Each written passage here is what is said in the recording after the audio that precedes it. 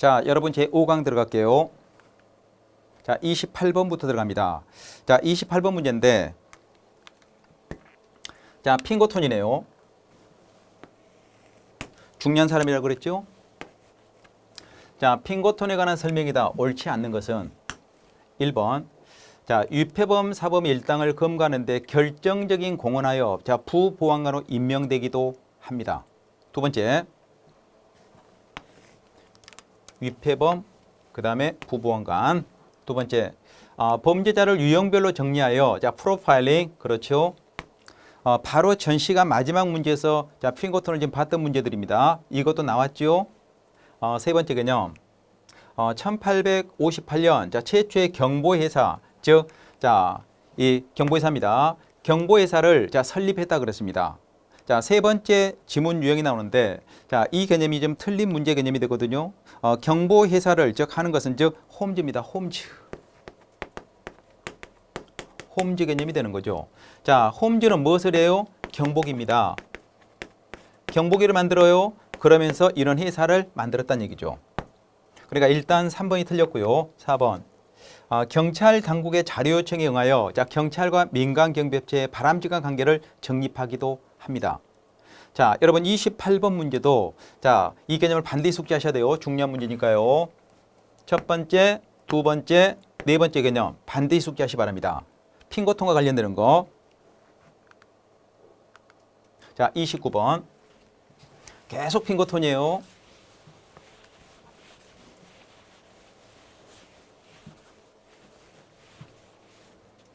자, 여러분 여기를 보면 2020년도 문제거든요. 핑거톤이죠. 옳은 거. 첫 번째, 보호가 주자에 영향을 줬다. 자, 보호가 주자에 영향을 준 게 아니죠. 이것은 헨리 필딩이에요. 헨리 필딩.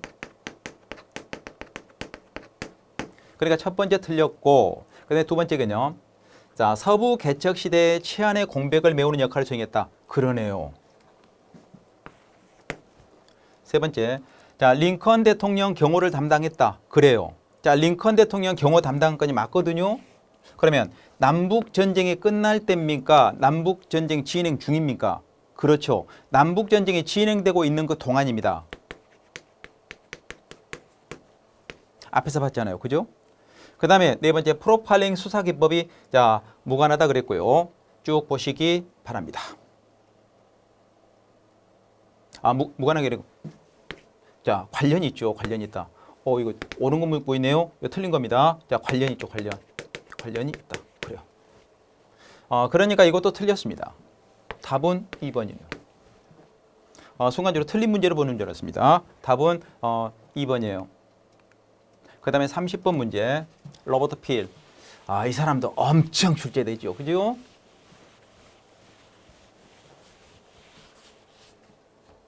자, 30번에 로버트 필의 문제가 나오는데, 자, 들어가요. 자, 로버트 필의 업적입니다.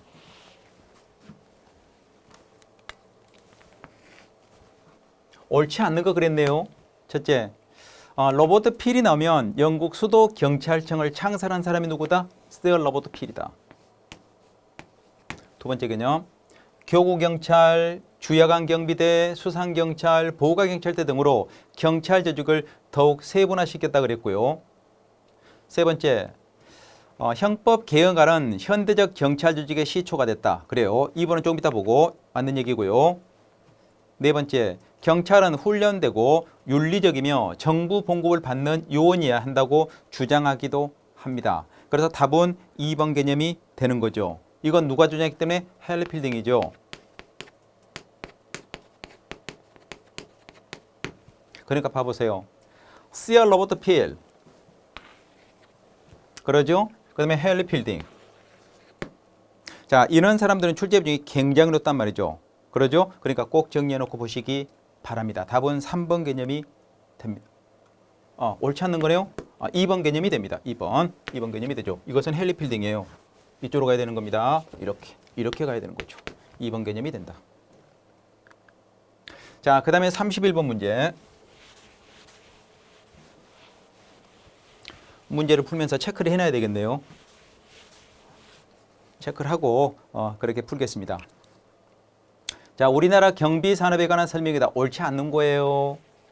첫 번째, 1976년 용역경비업이 제정됐고 78년 한국 용역경비업 회사가 설립이 됐다. 이것도 자주 나온 문제죠. 두 번째, 인건비 절감을 위해서 인력 경비보다 기계 경비 성장이 가속화될 것이다. 그래요. 앞으로 바라는 바죠.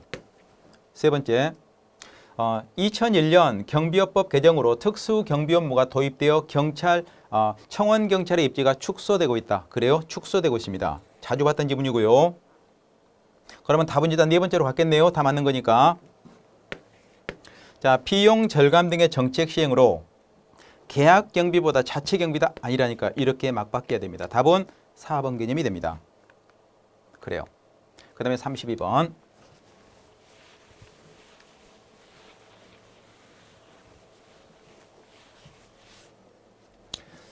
자, 경비업법상 경비지도사의 즉 직무에 관한 내용이다. 옳지 않는 겁니다. 경비지도사네요. 경비지도사. 1번. 경비지도사는 기계 경비 업무를 위한 기계 장치를 운영 감독을 하고요.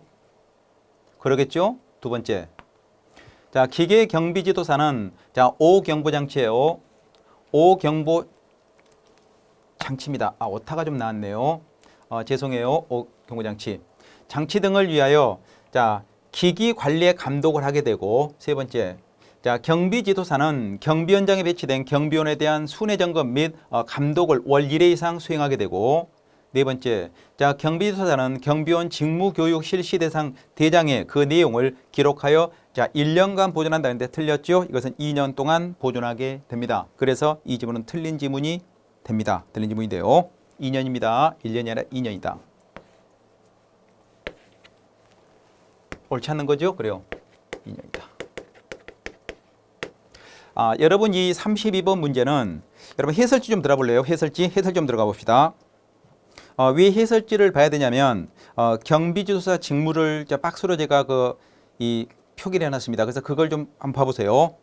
자, 경비지도사 직무 개념인데 첫째 기억, 경비원의 지도, 감독, 교육에 관한 계획이 수립, 실시, 자 기록을 유지한다. 두 번째, 경비 현장에 배치된 경비원에 대한 순회 점검이나 감독을 한다.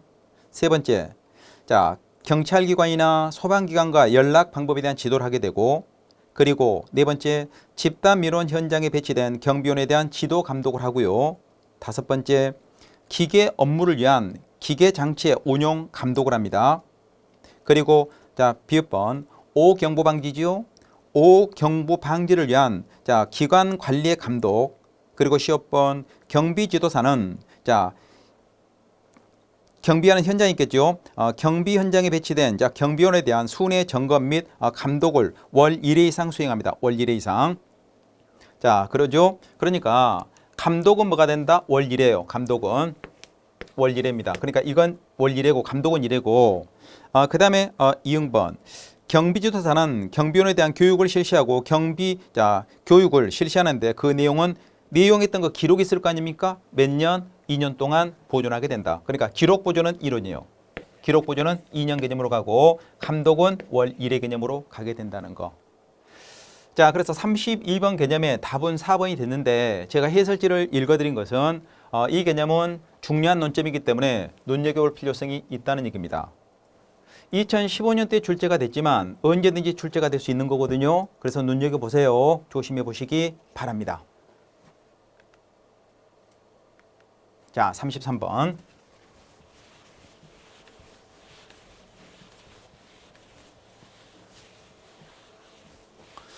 제가 문제를 보면서 해설지를 좀 보십시오. 그러면 해설지를 좀 보십시오. 왜요? 내용이 많은 것 중에 키워드 논점을 제가 잡아드릴 테니까 그걸 체크 좀 하시고요. 좋습니다. 33번. 자, 33번 개념을 보면 자, 경비업 법령상 경비지도사네요. 내용이다. 옳지 않는 거. 첫 번째, 자 경비지도사 기본교육은 44시간이고 자 기계경비지도사는 5경보지요. 이런 걸 위해서 기기관리의 감독을 하게 되고 세 번째, 자 경호 현장에 배치된 경호에 대한 순회 점검이나 감독을 월 1회 합니다. 방금 전에 봤죠 앞에서. 네 번째, 경비지도사는 경비원 직무 교육을 실시 대상에 그 내용을 1년 동안 보존한다. 1년간 보존한다.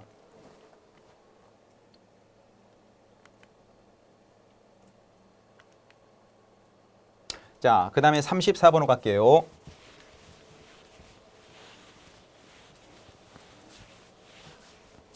자, 34번 개념인데, 자, 몇 년도 개념이에요? 2020년도예요. 최근에 출제된 문제거든요. 작년 문제입니다. 경비업법령상 경비지도사입니다. 경비지도사의 의무로 명시되어 있지 않는 거예요. 첫 번째 개념. 자, 집단민원입니다. 집단민원 현장에 배치된 경비원에 대한 지도감독. 두 번째, 경비원 지도감독 교육에 관련된 기록을 유지하게 되는 거고. 세 번째, 소방기관과의 연락 방법에 대한 지도입니다. 지도. 그리고 네 번째, 의뢰인의 요구사항을 파악하는 지도다. 이런 말은 없어요. 답은 네 번째 개념이 되네요. 자, 그러면 34번 개념이 나오는데 여러분 34번 그 해설지 좀 보십시오. 해설지. 자, 경비업법 제12조 제2항 있는 경비지도사의 직무거든요.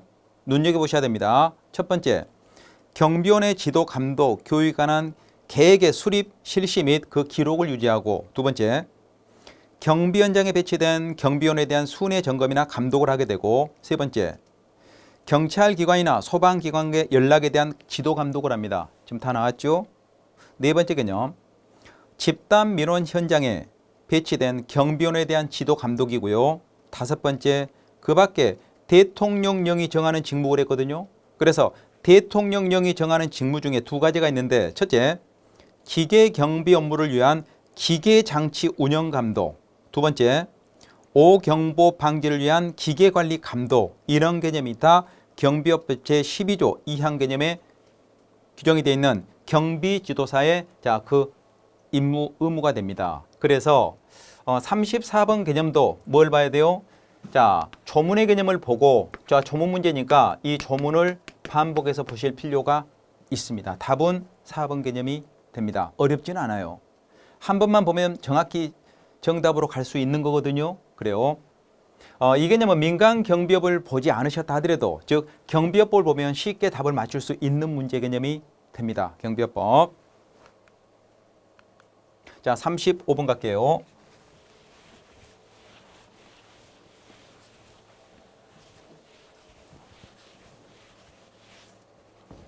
자, 35번을 가면 민간 경비원의 법적 지위네요. 법적 지위라는 설명이 다 옳지 않는 거 그렇습니다. 옳지 않는 게 뭐냐? 첫 번째, 자, 미국이에요. 미국에서 민간 경비원의 불법행위입니다. 불법행위는 일반의 불법행위와 동일한 민사 책임을 지지 않는다. 이거 앞에서 봤죠? 동일한 민사 책임을 집니다. 일단 1번 틀렸네요. 옳지 않는 거니까. 두 번째, 자, 미국에서 민간 경비원의 신문, 질문에 일반 시민이 응답해야 할 의무가 있다 없다? 없어요. 없습니다. 다 지금 기출지문들이거든요. 세 번째, 일본이에요. 자, 일본에서 형사법상 정당방위, 긴급피난에 의해 이루어진 경비원의 행위는 당연히 위법성이 조각되죠. 여러분, 조각이란 것은 범죄가 되는 요인을 배제하는 겁니다. 범죄 요인을 배제하는 거다. 그러면 범죄가 되는 요인을 배제한다는 것은 정당한 행위가 된다는 얘기가 되겠죠. 위법행위가 아니라 적법행위입니다. 적법행위. 즉, 자, 적법행위가 된다. 즉 그걸 의미하게 됩니다. 그래서 민간경비원도 정당방위할 수 있고요. 긴급피난할 수가 있습니다. 자, 정당방위란 것은 좀 어려운 얘기가 될지는 모르겠지만 한번 봐보세요. 일전에 다 설명했던 겁니다. 정당방위는 부정대 정입니다. 부정대 정이다. 긴급피난은 자, 정대 정의 개념이 이렇게 되는 거고요. 자, 이게 무슨 얘기냐면 긴급피난은 여러분이 길을 가는데 갑자기 자동차가 브레이크 파일로 인해서 여러분 향해서 돌진이 옵니다. 그러니까 통제 불능 상태로 지금 오고 있는 거예요. 그러면 그냥 지나가면 자동차에 받쳐 사망할 수도 있는 그런 아주 급박한 상황이죠. 그러면 옆에 있는 집으로 뛰어들어갈 수 있겠죠. 뛰어들어갔을 때 주거침입이 성립되지 않고요. 또 뛰어들어가는 과정에서 유리창을 깨고 안으로 들어갈 수도 있겠죠. 그러면 재물손괴죄가 되지도 않는다는 얘기입니다. 이게 바로 정대정이에요. 브레이크 파일된 자동차도 정이고 불강력이니까요. 내가 지금 이제 내 생명 신체를 보호하기 위해서 뛰어 들어가는 것도 정의 개념이 된다는 얘기죠. 그런데 정당방위는 여러분 예를 들어 술집에서 지금 술을 드시고 계시는데 옆에 테이블에서 두 사람이 예를 들어서 말다툼을 하다가 화가 나니까 우리 테이블을 바라보더란 얘기죠. 눈이 마주쳤어요. 눈이 마주치니까 갑자기 그 사람이 우리를 위해서 공격이 올 수가 있죠. 자, 병을 깨가지고 여러분에게 공격이 들어온다. 그래서 자, 옆에 있는 냄비 뚜껑을 들어 막고 밀었는데 그 사람이 잘못 맞고 뒤로 넘어져서 내지탕으로 사망을 했다. 그러면 이게 살인죄가 되냐? 뭐 이런 얘기거든요. 그건 살인죄가 되지 않습니다. 왜? 여러분은 지금 이제 술만 드시고 있었을 뿐 아무 행위도 안 했었거든요. 그런데 옆에서 병을 깨가지고 공격에 들어오니까 내 생명을 보호받기 위해서 냄비 뚜껑으로 막았고 밀은 행위는 문제되지 않는다는 얘기예요. 막으면서 밀었다는 얘기예요. 그래서 이것은 문제되지 않는다. 이게 부정대 정이다. 이렇게 보시면 되죠. 이런 경우는 처벌할 수가 없다. 적법으로 오겠다는 얘기죠. 그다음 네 번째. 자, 우리나라에서 국가 중요시설에 근무하는 특수경비원은 필요한 경우 무기 휴대가 가능하지만 수사권은 인정되지 않습니다. 그러죠? 수사권은 당연히 인정되지 않는 거예요. 답은 1번 개념이 되네요. 맞는 얘기입니다. 1번 개념이 됩니다. 이게 틀린 개념이 됩니다. 동일한 개념으로 해야 되니까요. 36번.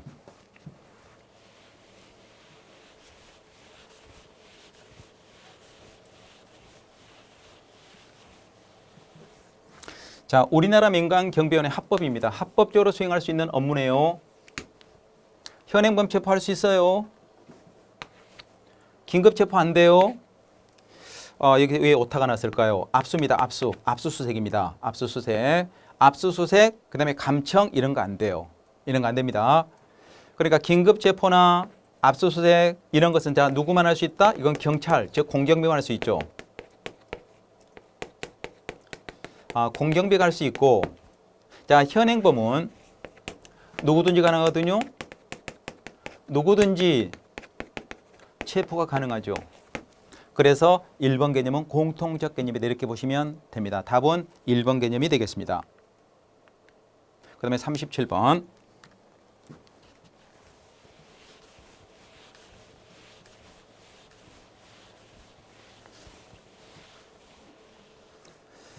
자, 37번 개념을 보면 자, 우리나라 청원경찰과 민간경비원의 자, 민형사 책임에 관한 자, 설명이다. 옳은 것 그랬네요. 옳은 것. 옳은 것을 묻고 있습니다. 37번 문제입니다. 첫 번째. 자, 경비원에게 경비 업무의 범위를 벗어난 행위를 하게 할 경우 징역 또는 벌금형에 당연히 처하게 되는 거고요. 첫 번째는 맞았고, 두 번째. 자, 청원경찰이 직권을 남용하여 직권남용 국민에게 상해를 끼쳤다, 해를 끼쳤다. 그러면 징역이나 금고형 처할 수 있죠. 당연히 처할 수 있습니다. 자, 청원경찰의 세 번째, 청원경찰의 신분은 공무원이다. 형법이나 기타 벌칙을 적용할 때에는 사인의 신분을 본다. 아니죠. 공무원 개념으로 본다면 형법, 기타 벌칙이 있으면 그것은 사인이 아니라 공무원 수준으로 봅니다. 공무원이다. 자, 여러분 저 앞에 문제에서 이런 제가 말씀을 드렸네요. 청원경찰. 청원경찰은 원칙과 예의적 개념으로 갔을 때 이게 공무원이 되냐 안 되냐 문제거든요. 공무원으로 인정을 할 수 있냐 없냐 이렇게 봤을 때 자, 원칙은 공무원이 돼야 안 돼요? 안 됩니다. 그렇지만 예외적으로 공무원 개념이 된다. 공무원 개념이 되기 때문에 형법으로 처벌할 수도 있고 자, 벌칙 규정이 적용할 수가 있다는 얘기가 됩니다. 그러면 기억, 니은 두 개가 맞았네요. 그래요. 2번 개념이 된다는 얘기입니다. 풀만하죠? 38번.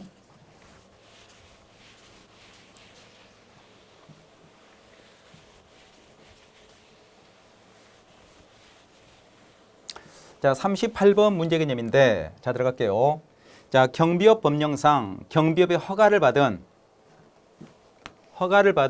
법인입니다. 법인이 신고해야 할 사항이 아닌 거 그랬네요. 아닌 거. 자, 첫째, 영업을 폐업하거나 휴업한다. 당연히 신고하겠죠? 폐업하고 휴업하는데 당연히 신고할 겁니다. 그리고 기계 경비 업무를 개시하거나 종료할 때 세 번째, 법인의 명칭을 바꾼다든가 대표자나 임원을 바꾼다든가 이랬을 때도 해요. 네 번째, 법인의 주사무소나 출장소를 신설하거나 이전하거나 폐지할 때도 합니다. 그러면 당연히 상대적으로 2번 개념이 된다는 얘기죠. 2번은 여기에 포함되지가 않습니다. 포함되지 않는다. 자, 여러분 38번과 관련된 해설지를 좀 봐보실래요? 해설지. 해설의 내용이 좀 많습니다. 자, 이것을 반복해서 좀 보십시오. 자, 들어갑니다. 자, 경비업법 제40조 3항, 즉 경비업의 허가를 받는 법인이 신고해야 할 사항이거든요. 꼭 보세요, 여러분. 반드시 보셔야 됩니다. 경비업 허가를 받은 법인은 다음 각호 1에 해당하는 지방경찰청장이 아니라 시도경찰청으로 좀 바꿔주세요. 시도경찰청. 시도경찰청장이죠. 자, 시도경찰청장에 무엇을 해야 된다? 신고해야 된다. 자, 그럼 어떤 걸 신고하냐? 1호, 영업을 폐업하거나 휴업한다. 폐업, 휴업. 두 번째, 자, 법인의 명칭, 대표자, 임원을 바꾼다. 이 얘기. 세 번째, 법인의 주사무소나 출장소 신설, 이전, 폐지한다. 이 개념. 네 번째, 기계 업무의 수행을 위한 관제시설의 신설, 이전, 폐지입니다. 신설, 이전, 폐지요. 신설, 이전, 폐지입니다. 신설, 이전, 폐지. 그 다음에 5번, 특수 경비 업무를 개시하거나 종료할 때. 그러죠? 기계 업무를 개시하거나 종료할 때가 아니죠. 그러니까 이 점 때문에 틀린 거예요, 지금. 이 점 때문에. 자, 기계 업무 개념이 아니라 뭐라고요? 특수 경비 업무. 특수 경비 업무. 특수 경비 업무라고요. 이렇게 바뀌어야 돼. 자, 그리고 여섯 번째, 대통령이 정하는 중요한 사항 변경 그랬죠. 자, 대통령령으로 사항을 바꾸는 것은 그 밑에 있는 시행령 제5조 있잖아요. 그건 쭉 한번 읽어보십시오. 반복해서요. 다시 한번 말씀드리지만, 자, 경비업법 제4조에 있는 경비업 허가를 받는 법인이 신고해야 될 사항 꼭 반복해서 좀 봐주십시오. 반복해서요. 이것은 언제든지 반복 출제가 될 수 있는 문제 패턴이기 때문에 자, 반드시 보셔야 됩니다. 반드시 꼭 보시기 바랍니다. 38번 별표 좀 해놓고요. 크게 별표를 줄게요. 그 다음에 39번 들어갑니다.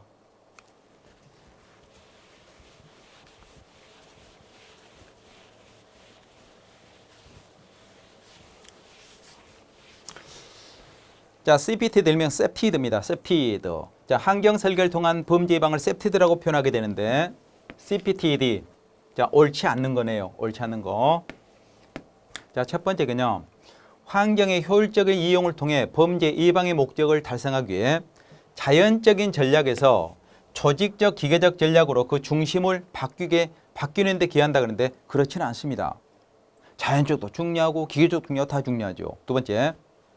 기본 전략은 자연적인 접근 통제. 두 번째, 자연적인 감시, 영역성의 강화. 자, 이 세 가지 차원에서 출발하게 됩니다. 그렇고요. 네 번째, 동심원 영역론이죠. 동심원 영역론도 셉티드의 즉 접근 방법의 하나로 볼 수가 있고요. 네 번째, 범죄 원인을 개인적 요인보다는 환경적 요인에서 찾고 있다 그랬습니다. 자, 이것도 맞는 지문이에요. 답은 1번 개념이 됩니다. 간단한 문제입니다. 1번. 자, 그 다음에 40번 셉티드가 계속 나오죠. 방금 전에 봤던 문제 지문들이 좀 계속 반복되거든요. 자, 범죄 예방, 즉 셉티드에 관한 설명이다. 옳은 거 그랬습니다. 맞는 거.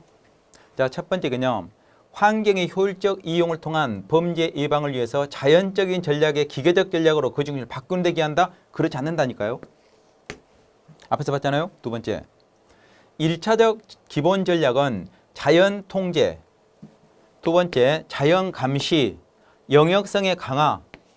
그러죠? 이 세 가지에서 출발하게 된다. 정확한 표현입니다. 세 번째, 시민의 삶의 질 향상과는 관계가 없다. 그러려면 이걸 왜 해요? 해야 될 이유가 없죠. 네 번째, 범죄 원인을 환경적 요인보다 개인적 요인에 찾는다? 그렇지 않습니다. 바뀌었죠? 답은 2번 개념이 됩니다. 2번 개념.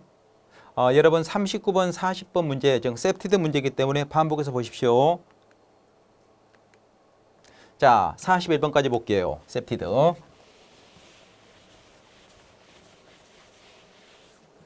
알아서 동글뱅이 쳐졌네요. 옳지 않는 것은 그러죠? 옳지 않는 것은 뭐가? 셉티드가. 첫 번째 개념. 범죄 원인을 환경적 요인에서 찾고자 한다.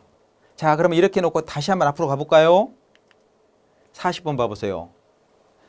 범죄 원인을 환경적 요인보다 개인적 요인에 찾는다. 그러니까 이렇게 막 바뀌어야 된다고 그랬잖아요, 제가. 그죠? 그러니까 틀린 지문이 되는 거예요, 이게. 틀린 지문이 됩니다. 자, 이런 개념도 마찬가지가 되고. 이 지문은 하나 더 가볼까요, 앞으로? 봐보세요. 이 지문이 지금 이대로 들어오는 거예요. 왜 제가 앞으로 뒤로 가는지 이해되시죠? 기출문제가 계속 반복이 되고 있다는 그 얘기입니다. 그 얘기요. 다시 원점으로 갈게요.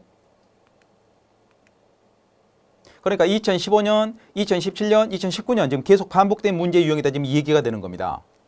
그 다음 두 번째 동심원론. 이거 아까 봤던 거 아닙니까? 앞에서 어디요? 다시 한번 가볼까요? 여러분 여기. 그죠? 이게 지금 2015년도예요. 그러면 지금 현재 우리가 풀고 있는 것은 지금 2019년도예요. 자, 제가 왜 그런지 이해되시죠, 여러분? 그 다음에 세 번째, 2차적입니다. 자, 2차적 기본 전략은 자연적 접근 방법을 통해 범죄 예방 효과를 극대화하고자 한다. 그 다음에 네 번째, 자, 모든 인간은 잠재적 범죄 욕망을 가지고 있기 때문에 사전에 범행계를 차단하고자 한다. 답은 2번이에요. 아니, 3번이에요.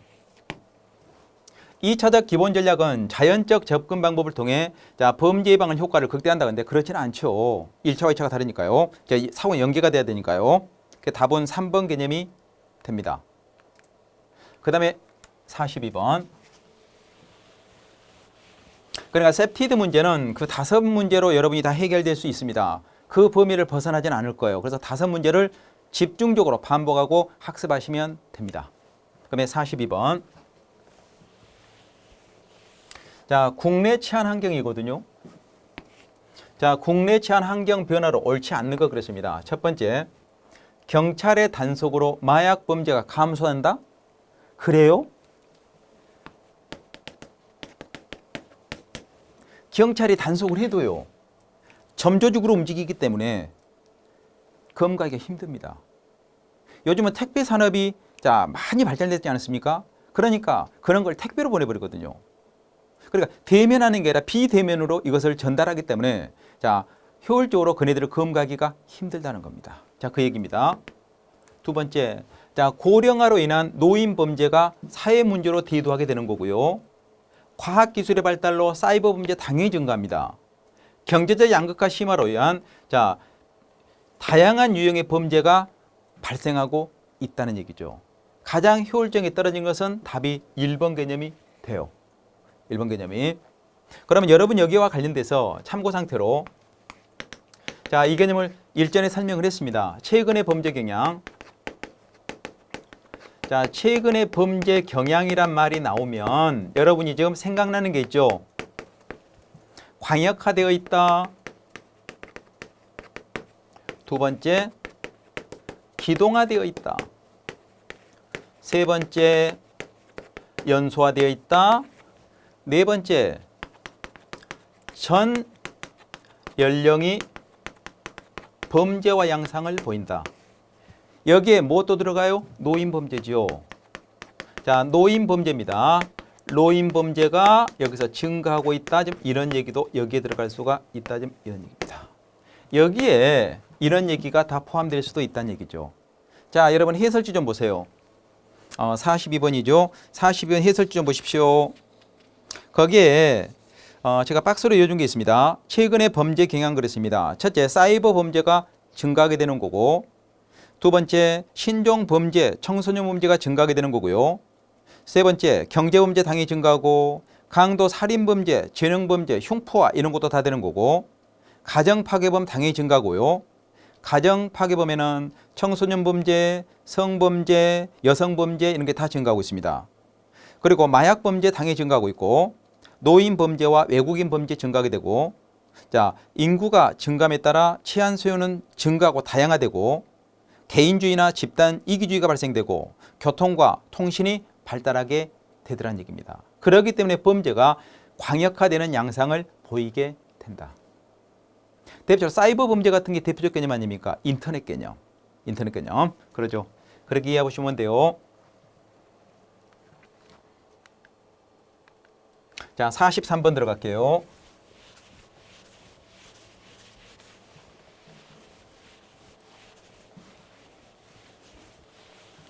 자, 현대사의 범죄 양상으로 옳지 않는 거 그렇습니다. 이거 2020년도 문제거든요. 현대사의 범죄 양상입니다. 범죄 양상으로 옳지 않는 거다. 자, 외국인 범죄 증가한다고 그랬죠. 마약 범죄 증가한다고 그랬죠. 자, 연령이 저연령화되죠. 청소년 범죄가 증가하고 있다. 그렇지만 경제 범죄가 감소한다? 아니다. 증가하고 있다. 그 다음에 44번. 이것도 2020년도 문제거든요. 자, 우리나라입니다. 우리나라 치안 환경에 관한 설명이다. 옳지 않는 거. 1번. 우리나라 인구 구조의 특징상 혼자 사는 여성의 범죄에 노출될 가능성이 높습니다. 여성들이 상대적으로 약한 존재라고 생각하는 거예요. 그러니까 가감하게 그네들이 저 범죄 타겟으로 잡는 거죠. 두 번째. 1인 가구 증가로 조직 범죄가 줄어들고 있다? 아닙니다. 증가하고 있어요. 증가하고 있습니다. 2번 일단 틀렸네요. 세 번째, 청소년 범죄가 흉포화되고 있다. 그래요. 왜요? 여러분 이런 게 있죠. 피를 한 번도 안 본 사람들은 피를 보면 경악합니다. 소름이 끼친다고 그러지 않습니까? 그런데 피를 자주 본다. 그러면 그게 충격이 흡수가 돼버린다는 얘기예요. 지금 이게 무슨 얘기냐면, 자, 각종 컴퓨터 게임 같은 거 보다 보면, 자, 사람을 죽이고 칼로 찌르고 아니면 총으로 공격하고 폭탄을 던지고 이런 게임이 많이 지금 이제 보급이 돼 있잖아요. 그러면 어려서부터 애들이 그걸 보는 거예요. 그러면 피해에 대한 두려움이 없어지는 겁니다. 그러다 보니까 즉 가상과 현실을 구별을 못하게 되는 경우가 있다. 그러다 보니까 흉포화될 수밖에 없다. 지금 그 얘기가 되는 거죠.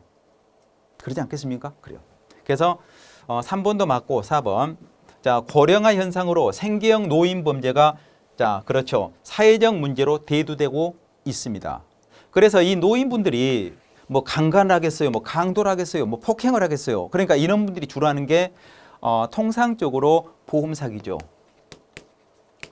자, 보험 사기 이런 것이 대표적인 범죄 유형이다. 이렇게 보시면 됩니다. 답은 2번이네요. 자, 그다음에 45번.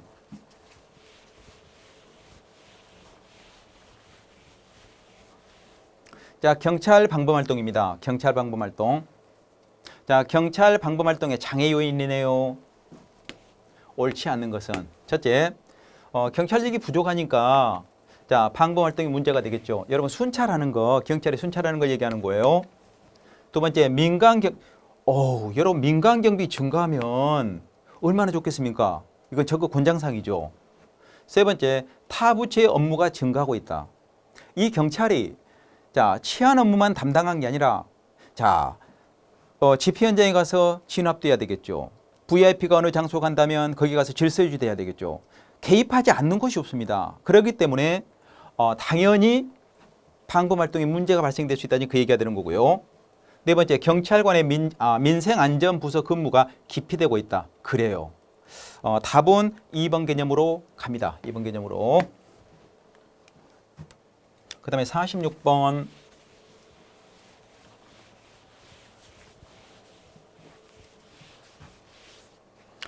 치안 서비스 순수 공공재입니다. 순수 공공재 이론 중 자, 해당되는 특성 그랬네요. 해당되는 거.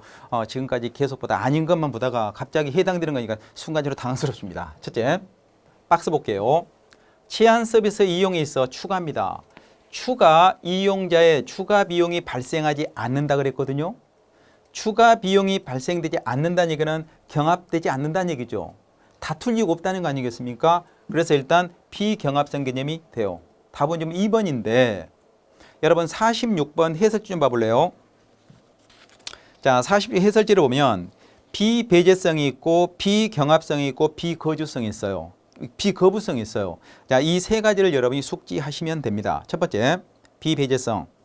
공공재 공급이 이루어지고 나면 생산비를 자, 부담하지 않는 개인이라 할지라도 그러니까 소비에서 배제될 수 없는 특성을 의미한다 그렇습니다. 즉 어떤 서비스를 소모함에 있어 다른 서비스를 배제할 수 없는 특성이다. 이게 바로 비배제성이고, 두 번째 비병합성.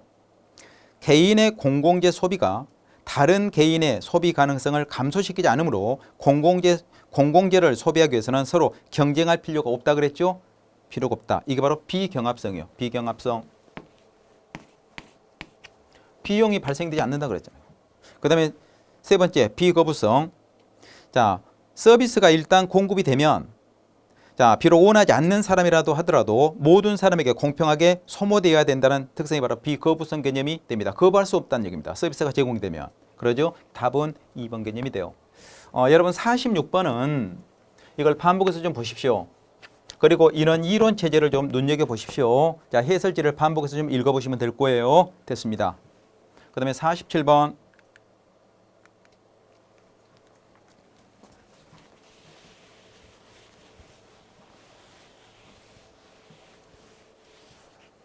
자, 각종 정찰 업무에 대한 사항, 민원사항, 중요 시책을 매스컴 등을 통해 주민에게 널리 알려서 방범의식을 고양하는 동시에 각종 범죄를 방지하기 위한 경찰활동을 했습니다.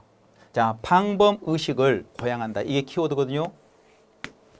그럼 뭡니까? 당연히 홍보하는 거죠. 경찰 방문은 경찰이 현장을 찾아가는 거예요. 가정집을 찾아가는 겁니다. 방범 진단은 순찰을 쭉 돌면서 예를 들어 야간에 어떤 상가 같은 데 문이 열려 있다. 그렇다면 시근 장치가 되어 있지 않는 상태가 되면 누가 지나가는 사람이 호기심에 그게 뭘까 하고 들여다보고 들어가서 물품을 가지고 갈 수 있는 그런 범죄 심리가 발동될 수 있다는 얘기죠. 그렇기 때문에 경찰들이 무엇을 해요? 자, 야간에는 반드시 이 업소의 문을 잠그십시오. 이렇게 할 수 있는 것, 이런 것이 바로 방범 진단 개념이 됩니다. 자, 생활 방법은 순찰 도는 거고요. 그래서 답은 3번 개념이 됩니다. 자, 47번 해설지 보세요. 경찰 방문이죠.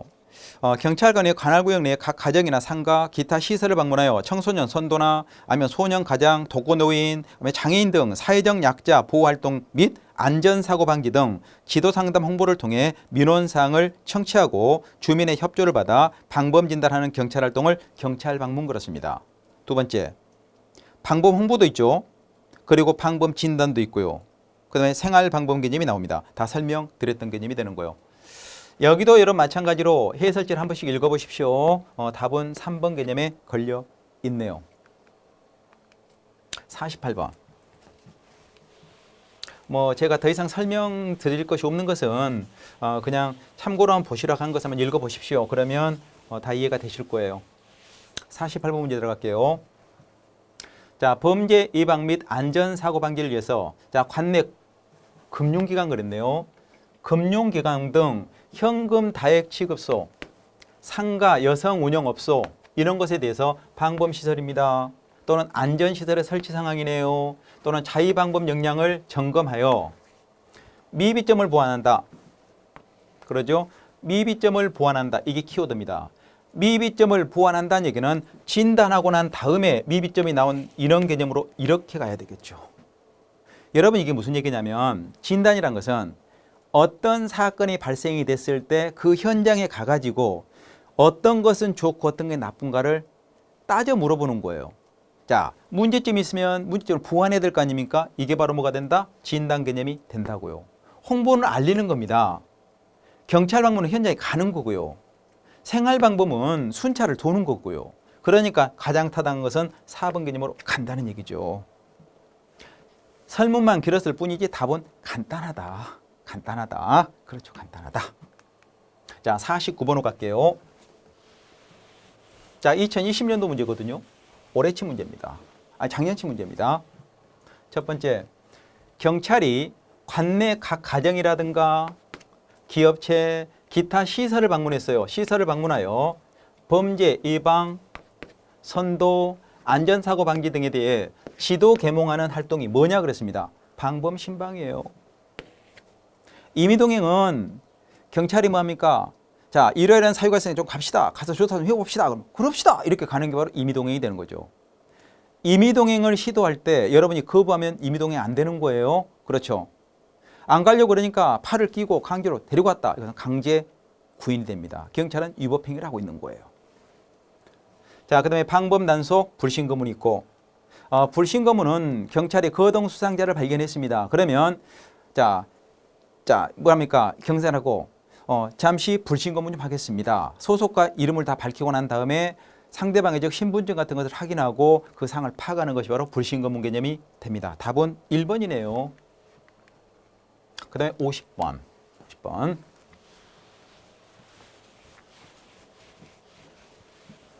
자, 50번 개념인데 얘기해요. 경찰법상 국가경찰의 임무가 아닌 것 그랬습니다. 첫째, 범죄 예방 진압 및 수사, 치안정보 수집 및 서비스 제공, 외국정보기관 국제기구 협력, 그다음에 교통단속, 교통위해 방지 개념이 되는데 답은 두 번째 개념이 되겠죠. 뭐 간단한 문제였고요.